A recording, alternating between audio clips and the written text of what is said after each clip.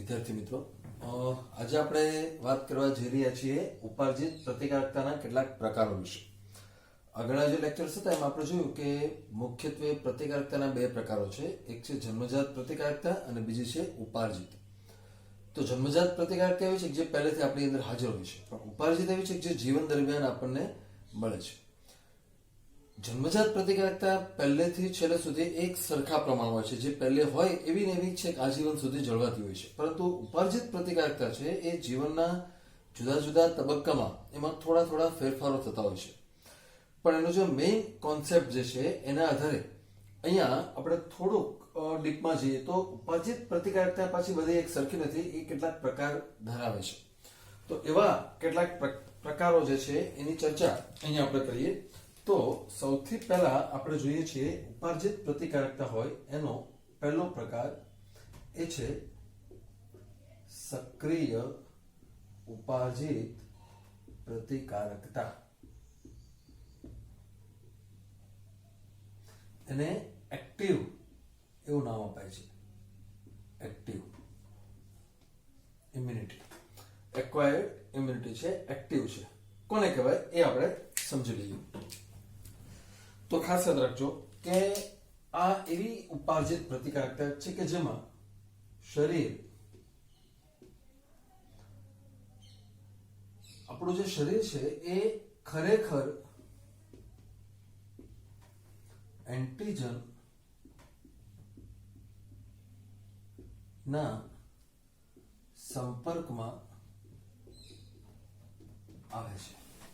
આપણું શરીર જે છે એમાં ખાસ આ યાદ રાખજો, એન્ટીજનનો સંપર્ક થાય છે. ઓકે, સંપર્કમાં આવે છે, પરિણામ એવું આવે છે કે જે તે રોગકારક સામે લડવા, આપણે આગળના જે ટોપિક્સ જોયા એમાં વાત કરી હતી એન્ટીબોડી વિશે. તો જે તે રોગકારક સામે લડવા માટેના એન્ટીબોડી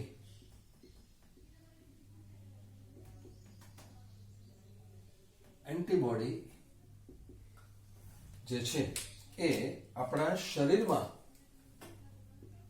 કે એન્ટીબોડીનું સર્જન થાય છે. આ મેઇન સિદ્ધાંત છે.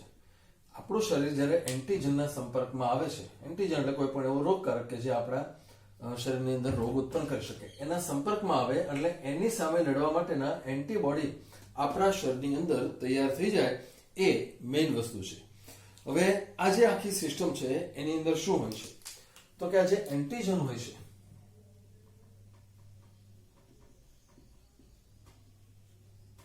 કેવા હોઈ શકે? તો કે જે એન્ટીજનની આપણે વાત કરી રહ્યા છે એ એન્ટીજન એ જીવંત હોઈ શકે અથવા મૃત હોઈ શકે અથવા કોઈ અન્ય પ્રોટીન સ્વરૂપે હોઈ શકે છે. આ બધાની વાત આપણે કરીએ તો શું છે એ જોઈએ. ઘણું બધું ડીપમાં આને કરી શકાય. જીવંત જ્યારે હોય છે ત્યારે ખરેખર આપણા જે રોગો છે એના આધારે છે. એક કુદરતી છે, કુદરતી સક્રિય ઉપાર્જિત પ્રતિકારકતા. આના બે પ્રકારો છે, પણ આપણે અભ્યાસક્રમમાં નથી. મૃત અથવા અન્ય એક કૃત્રિમ સક્રિય ઉપાર્જિત પ્રતિકારકતા છે. અહીંયા આપણે આગળ ઉપર જ્યારે રસીકરણ વિશે ભણશું ત્યારે આ બેની વાત આપણે કરશું કે આપણે જે રસી મૂકવામાં આવે છે એ એકચ્યુઅલી આ જ સિદ્ધાંત છે.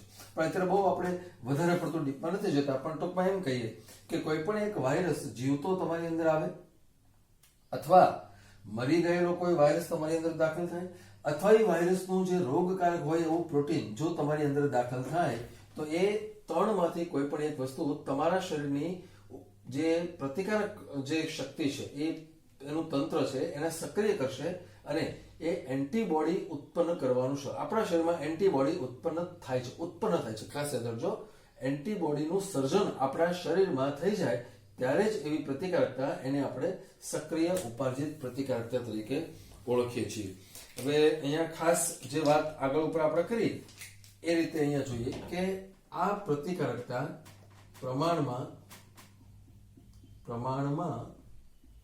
ધીમી છે. કેવી રીતે? તો કે આપણે જે આગળ વાત કરી હતી પ્રાથમિક અને દ્વિતીય પ્રતિચાર એના દ્વારા એ ડેવલપ થાય છે. પહેલી વખત દાખલ થાય ત્યારે તમને રોગ પણ થવાની શક્યતા છે, પછી ધીરે ધીરે ધીરે ધીરે તમારી અંદર એન્ટીબોડી ઉત્પન્ન થઈ જાય. પછી જ્યારે બીજી વખત તમારી અંદર એન્ટીજન આવે ત્યારે તમને રોગ નથી થતો, કારણ કે તમારી અંદર ઓલરેડી એન્ટીબોડી હાજર છે. પ્રમાણમાં ધીમી એનું કારણ આ છે કે એમાં પ્રાથમિક અને દ્વિતીય પ્રતિચાર જોવા મળતા હોય છે. તો અહીંયા ખાસ એ છે કે આ સક્રિય ઉપાર્જિત પ્રતિકારકતા જે છે એનો મેઇન સિદ્ધાંત એ છે કે આ એ પ્રતિકાર તંત્રના સ્મૃતિ ગુણધર્મ પર આધારિત હોય છે. પહેલી વખત જ્યારે તમારી અંદર આ કોઈ પણ કોન્ટેક્ટ થશે જીવંત મૃત અથવા તો અન્ય પ્રોટીન, ત્યારે તમારી અંદર આવા સ્મૃતિ કોષો ડેવલપ થઈ જશે અને આ સ્મૃતિ કોષો એ સતત તમારી અંદર એન્ટીબોડીનું સર્જન કર્યા કરે છે. એટલે આ પ્રકારની એ સક્રિય પ્રતિકારકતા છે. આપણે આગળ ઉપર જોશું કે પ્રતિરક્ષણ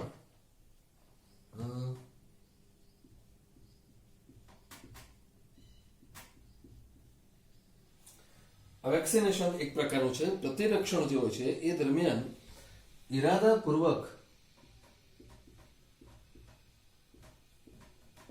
રસી આપવામાં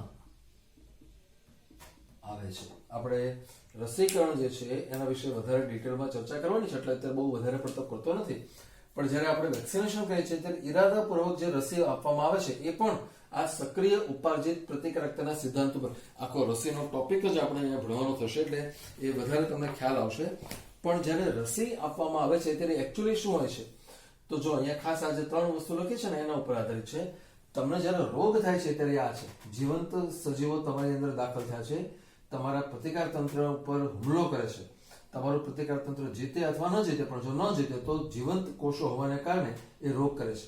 પણ જે રસી છે, રસીની વાત આપણે કરીએ છીએ આ છે મરી ગયેલા અથવા તો બીજા પ્રોટીન તમારી અંદર દાખલ કરવામાં આવે છે અને એ જ્યારે દાખલ થાય ત્યારે તમારું શરીર એવું વિચારે છે કે ખરેખર રોગકારક છે, એટલે એની સામે લડવા માટે આવા બધા એન્ટીબોડી ઉત્પન્ન કરવાનું શરીર શરૂ કરી દે છે.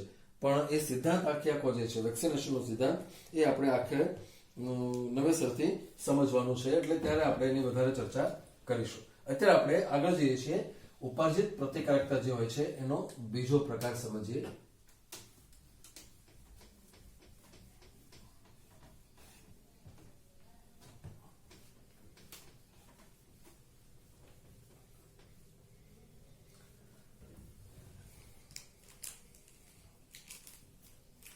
તો ઉપાર્જિત પ્રતિકારકતા જે છે એનો બીજો પ્રકાર એ છે નિષ્ક્રિય ઉપાર્જિત પ્રતિકારકતા.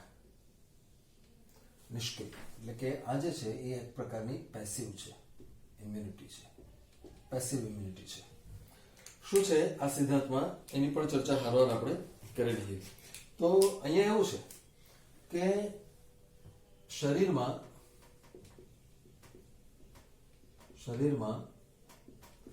તૈયાર એન્ટીબોડી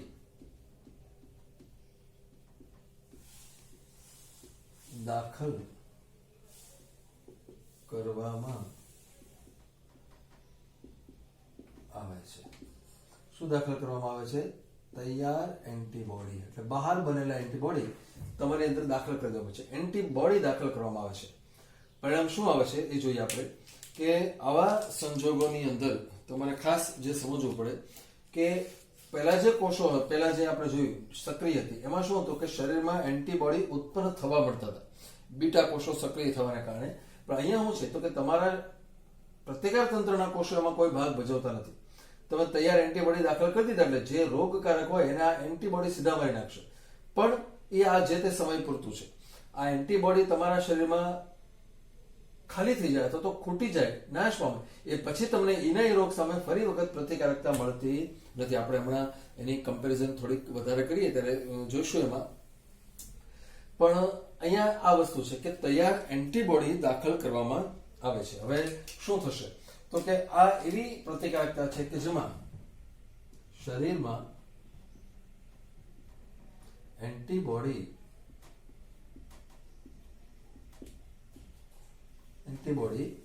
ઉત્પન્ન થતા નથી.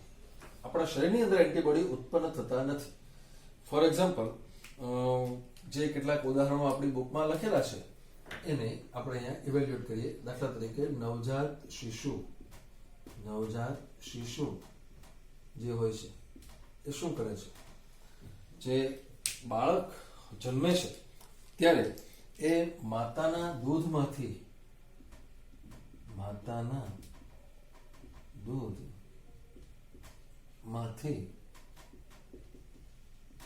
તૈયાર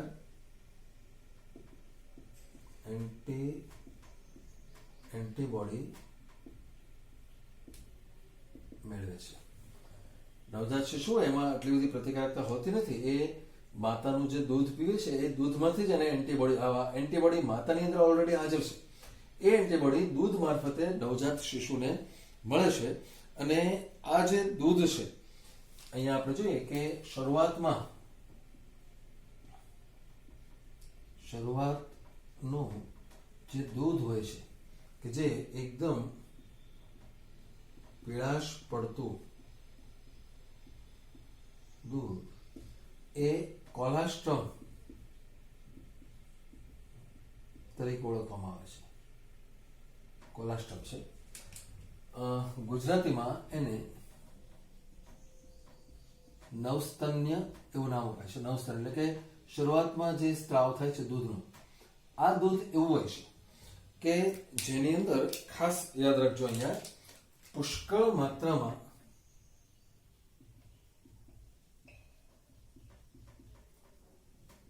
IgA ધરાવે છે. ઇમ્યુનોગ્લોબ્યુલિન એ આપણે આગળ પર વાત કરી કે મોટાભાગના રોગો સામે રક્ષણ આપવા માટે આ IgA પૂરેપૂરો ભાગ ભજવે છે. તો આ કોલાસ્ટ્રમ જે હોય છે એ IgA ધરાવતું હોય છે અને એ શિશુને રક્ષણ પૂરું પાડે છે.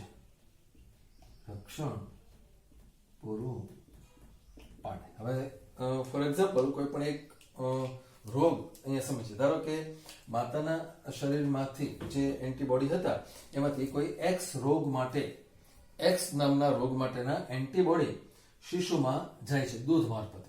એટલે જ્યાં સુધી આ શિશુ માતાનું દૂધ પીવે છે ત્યાં સુધી એને એક્સ રોગ નહીં થાય, કારણ કે એના શરીરમાં એન્ટીબોડી છે. પણ એ જેવો માતાનું દૂધ પીવાનું બંધ થશે અને પછી જો એને એક્સ નામના રોગકારક દાખલ થશે તો એનો રોગ થશે. કારણ તો કે હજી એના શરીરને એક્સની સામે લડતા આવડતું નથી. ઓકે, પણ જ્યારે પહેલી વખત દાખલ થશે એ સમયે એને રોગ થઈ જશે, પણ હવે એ શિશુમાં પોતાની સક્રિય ઉપાર્જિત પ્રતિકારકતા ડેવલપ થઈ જશે.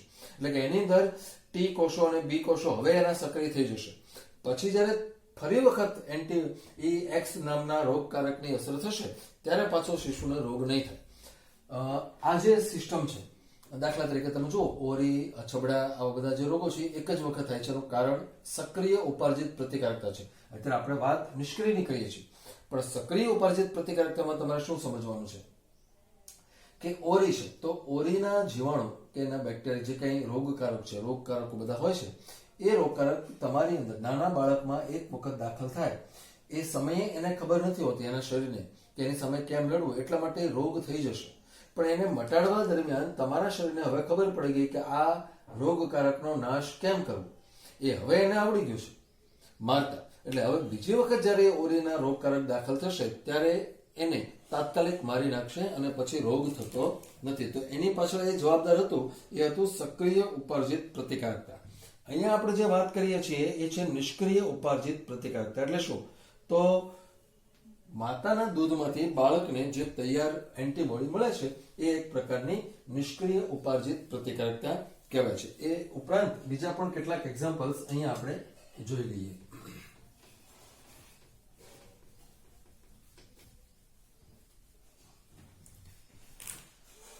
તો એનું એક ખૂબ જ અગત્યનું એક્ઝામ્પલ છે, એ છે ગર્ભાવસ્થા દરમિયાન બાળક જ્યારે ગર્ભમાં હોય છે એ સમયની વાત આપણે કરીએ છીએ. તો આ ગર્ભાવસ્થા દરમિયાન એ માતામાંથી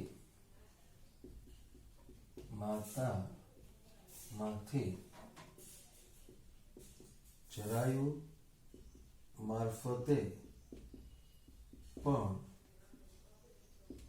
એન્ટીબોડી શિશુને મળતા હોય છે. બાળક જ્યારે ગર્ભની અંદર હોય છે ગર્ભાવસ્થા દરમિયાન ત્યારે અહીંયા શબ્દ છે જરાયુ, કે જેના દ્વારા બાળકનું શરીર એ માતાની પેશીઓ સાથે જોડાયેલું હોય છે. એ જરાયુ મારફતે પણ એન્ટીબોડી આ બાળકને મળતા હોય છે. એ પણ નિષ્ક્રિય પ્રતિકારકતા તરીકે ઓળખાય છે. બીજું એક્ઝામ્પલ અહીંયા આપણે હરવાર સમજી લઈએ કે નિષ્ક્રિય ઉપાર્જિત પ્રતિકારકતા કેવી રીતે કામ કરે છે. તો જ્યારે કોઈ ઘાતક જીવાણુનું સંક્રમણ થાય, જોજો ખાસ હવે સંક્રમણ એટલે ઇન્ફેક્શન, જ્યારે તમને ખબર પડે કે તમને કોઈ એકદમ ઘાતક જીવાણુનો સંપર્ક થયો છે તો એવા સમયે શું થાય? તો કે તમારી પાસે એટલો ટાઈમ જ નથી હોતો કે તમારા શરીરમાં સક્રિય ઉપાર્જિત પ્રતિક્રિયા ડેવલપ થાય. પહેલામાં શું થાય કે ડેવલપ થાય છે પણ એમાં વાર લાગે છે. આપણે જોયું કે પહેલો પ્રતિચાર થોડોક નબળો છે, બીજા પ્રતિચાર વખતે વાંધો નથી આવતો. પણ જો કોઈ જીવાણુ એવો હોય કે જેનો પહેલો હુમલો જ એટલો ખતરનાક હોય કે વ્યક્તિ મૃત્યુ પામે તો શું કરવું? તો આવા સમયે શું કરવામાં આવે છે? જ્યારે કોઈ પણ વ્યક્તિને આવા ઘાતક જીવાણુનું સંક્રમણ લાગે છે ત્યારે એને તાત્કાલિક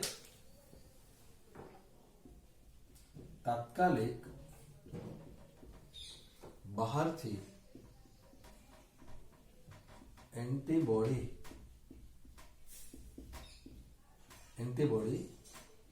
અપાય છે. એના શરીરની અંદર એના ટી કોષો બી કોષો સક્રિય થાય અને એન્ટીબોડી ઉત્પન્ન કરે એટલી રાહ જોવો તો એ વ્યક્તિનું મૃત્યુ થઈ શકે. પણ એના બદલે શું થાય? જેવી ખબર પડે કે આવું કંઈક થયું છે એટલે તરત એને બહારથી તૈયાર એન્ટીબોડી આપી દેવાના છે. એટલે કે પેલા જે જીવાણુ છે એ જીવાણુ પોતાનું કામ કરે એ પહેલા જે એન્ટીબોડી એમાં જે તમે ઇન્જેક્શન આપ્યું છે એ જ આ જીવાણુને મારવાનું કામ કરી શકે છે. દાખલા તરીકે એનું બેસ્ટ એક્ઝામ્પલ છે ધનુર, અથવા જેને આપણે ટેટેનસ નામ આપીએ છીએ. તો આ ધનુર એટલે કે ટેટેનસની અંદર જ્યારે તમને લાગે કે કોઈ ધૂળવાળું અથવા તો એવી કોઈ ઈજા થઈ છે એટલે પૂરેપૂરી શક્યતા છે કે તમારી અંદર ધનુરના જીવાણુ દાખલ થયા હોય.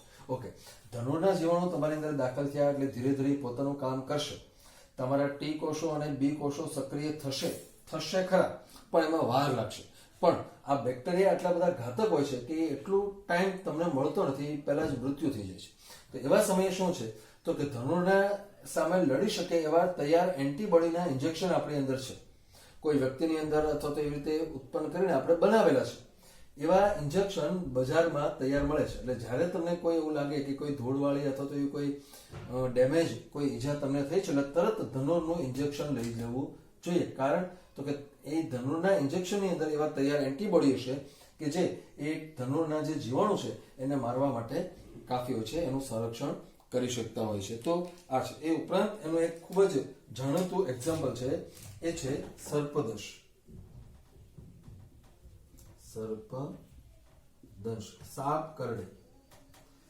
સાપ કરડે એવા સંજોગોમાં સર્પદંશન માટે અપાતું જે ઇન્જેક્શન છે એને એન્ટીવેનમ એવું નામ અપાય છે. એન્ટીવેનમ, વેનમ એટલે ઝેર, એન્ટીવેનમ એટલે ઝેરનું મારણ. તો અહીંયા શું થાય છે કે જે પ્રકારનો સાપ કરડે છે એની સામે લડી શકે એવું આ વેનમ હોય છે. તો શું છે તો કે સાપના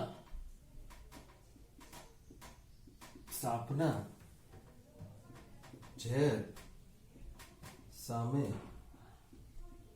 તૈયાર કરેલા એન્ટીબોડી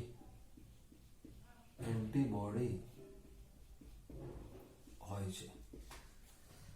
સાપનું જે ઝેર છે એ તમારી અંદર દાખલ થાય એટલે બધું થવાનું છે, ટી કોષો બી કોષો સક્રિય થાય, પણ એટલો ટાઈમ જ નથી હોતો. એટલે જેવો સાપ કરડે એટલે તરત એની સામે તૈયાર કરેલો આખું જે હોય છે એ ઝેરનું ઇન્જેક્શન એને આપી દેવાનું હોય છે, અને પછી એનાથી બચી શકાય છે. કારણ કે તમારી પાસે ટાઈમ જ નથી કે ઝેરનું એક ટીપું તમારા લોહીમાં દાખલ થઈ જાય, એ બહુ થોડા જ સમયની અંદર એની અસરો શરૂ થઈ જાય છે. પણ જે પ્રકારનો સાપ કરડે છે એને અવલોકન કરી એ લોકો જે સર્પદંશની જે ટ્રીટમેન્ટ કરતા હોય છે એને બધો ખ્યાલ હોય છે કે કયા પ્રકારનો સાપ કરડેલો છે અથવા તો કેવા પ્રકારનું ઝેર લોહીમાં હાજર છે, એની સામે લડી શકે એવા ઝેરનું ઇન્જેક્શન એ આપી દે એવું એન્ટીવેનમ, પછી એ સર્પદંશ થયા પછી પણ વ્યક્તિ બચી શકે છે. તો આ બધા જ એક્ઝામ્પલ જે આપણે જોયા એ નિષ્ક્રિય ઉપાર્જિત પ્રતિકાર. નિષ્ક્રિય એટલે શું?